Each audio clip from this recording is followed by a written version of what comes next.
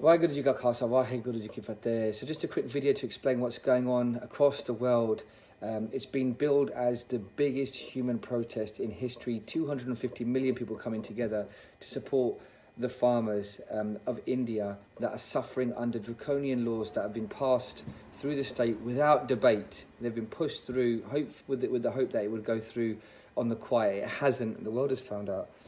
And the world is protesting. These laws seek to remove the minimum sale price that can be offered to farmers for their produce across India. So let's just have a look at this very quickly for those that don't know about it. Just a very quick 90-second explanation of what that actually means. So agriculture across the world is subsidized by governments. Developing countries, developed countries across the world, they subsidize, which means that they essentially they help out the farming industry because of its own self, it's not financially viable to farm crop without the help of government. And what the Indian state is seeking to do is remove the minimum sale price, essentially remove the government help to farmers. Now, this is an industry that is suffering so much that farmer suicide rates in India, in the Punjab particularly, were recorded at 10 a day. 10 farmers a day were committing suicide in 2018. So this is before this legislation has come into force in 2020. So this is already a dilapidated, suffering economy. And with these sort of legislation, people are going to suffer even more. There's concerns about bankruptcy, insolvency, land being sold off to multinational corporations, and of course, even worse, famine and potentially death and increased suicide rates. This is a serious issue. So 70% of the population of India earn their income through agriculture. That's massive if you think about it. That's huge. That's effectively 900 million people are earning their money through this industry. And the government has passed this legislation. They chose not to allow it to be debated in Parliament, their version of Parliament, if you will.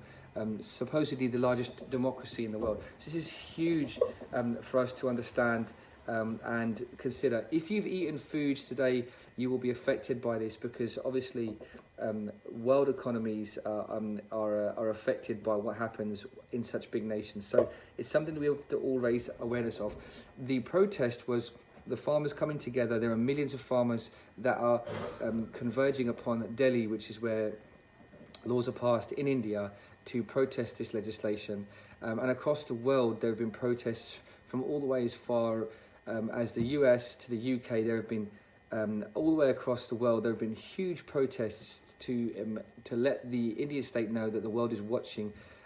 Parliament has had this issue raised by Dhananjay Desi MP for Slough, Labour MP for Slough, and the government is silent on the issue, presumably for their own particular political reasons. There's trade deal issues with the UK coming out of the EU and concerns about whether they're going to maintain ties or develop ties with India to replace any trade deals that may be lost with the EU.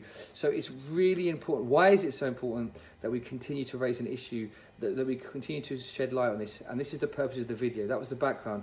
The purpose of the video is this.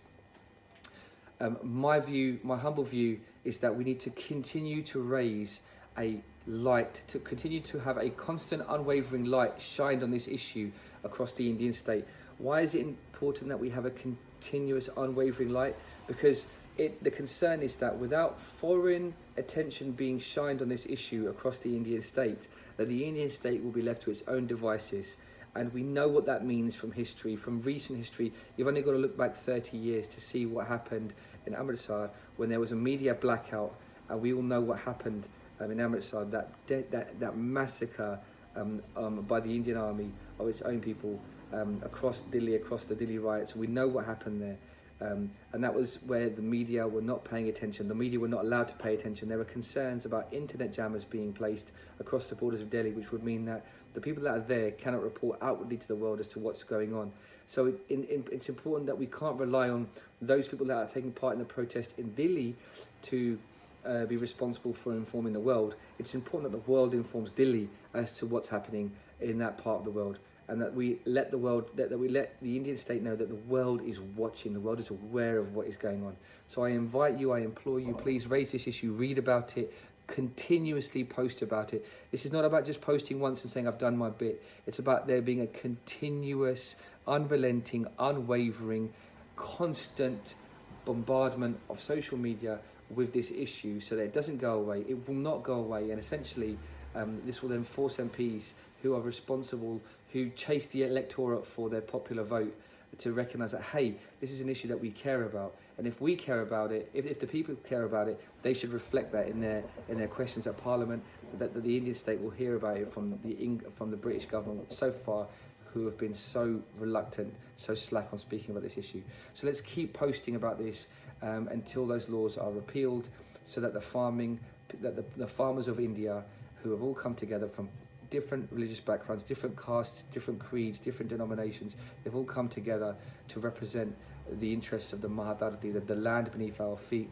If farming is not subsidised, farmers will be forced to farm even more irresponsibly, even more difficult, even more reverence, and that soil will then suffer without the break that it needs. And organic farming, you can say goodbye to that, or certainly smaller farmers will not be able to afford to do this. It's really important, therefore, that we encourage responsible farming by encouraging the government to repeal these laws so that subsidies can be put back in place and that farming can become a responsible undertaking that isn't going to be just owned by a few multinational corporations that can weather the storm, so to speak.